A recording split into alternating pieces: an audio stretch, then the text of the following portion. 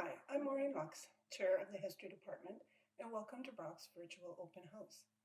Look, these are challenging times for us all, but if you're in grade 12, we get it that you're facing more than most. But this is where history can help. We study how societies in the past have coped with hardships and epidemics and how they adapted and changed. And we also take heart in knowing that we're not the first to face these kinds of circumstances. We've been here before, and history can show us the way ahead. Our students are critical thinkers, engaged writers, and dynamic speakers, all skills in demand by employers. We also have a co-op program where students have the opportunity for paid work placements, giving them the experience for future careers. You can study local history or join an archaeological dig in downtown St. Catharines. You can work on digital projects. You can study medieval history and African history, gender history, and American history. And you could even plant a historical garden. So stay safe. We'll meet in September. And now I'd like to introduce some of the faculty who will be teaching first year courses next year.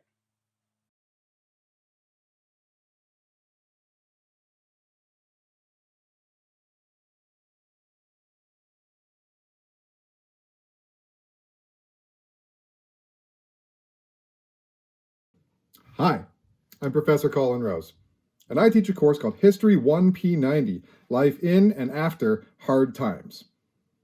A year ago, I thought this would be an interesting course to teach. Now, I think it's an important course to teach.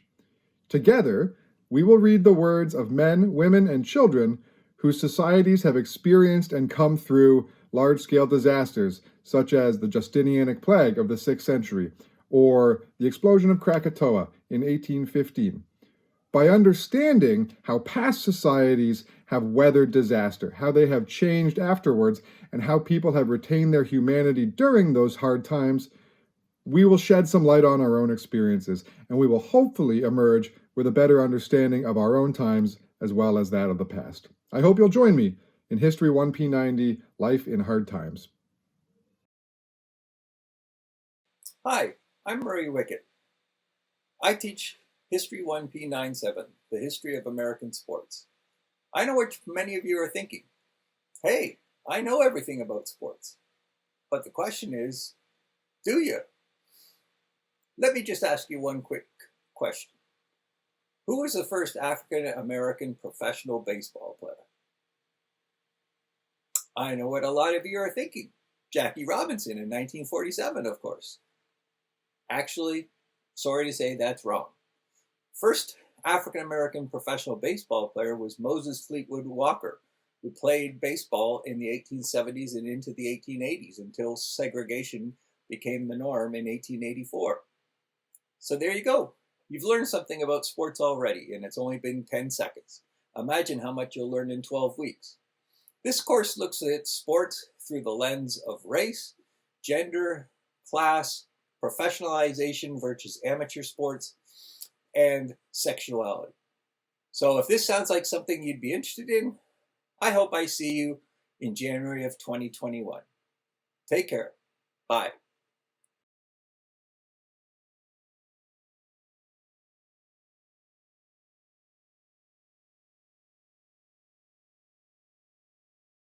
Hi, I'm Professor Elizabeth Vlossak, and this fall I'll be teaching the first half of the full-year history course, History 1F95, World History since 1914.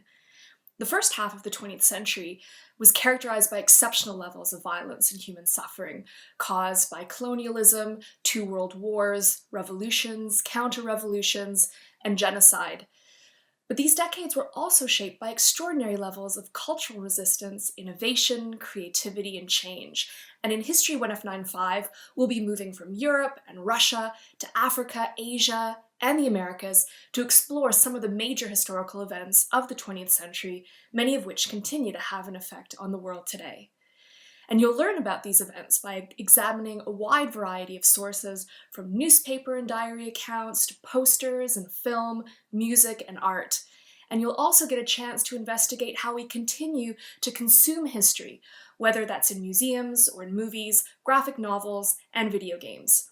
I hope to see many of you in September.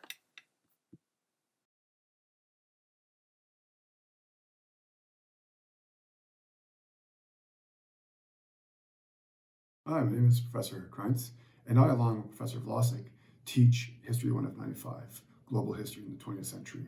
I love teaching the second half of the course because it really brings context to our world that we live in today.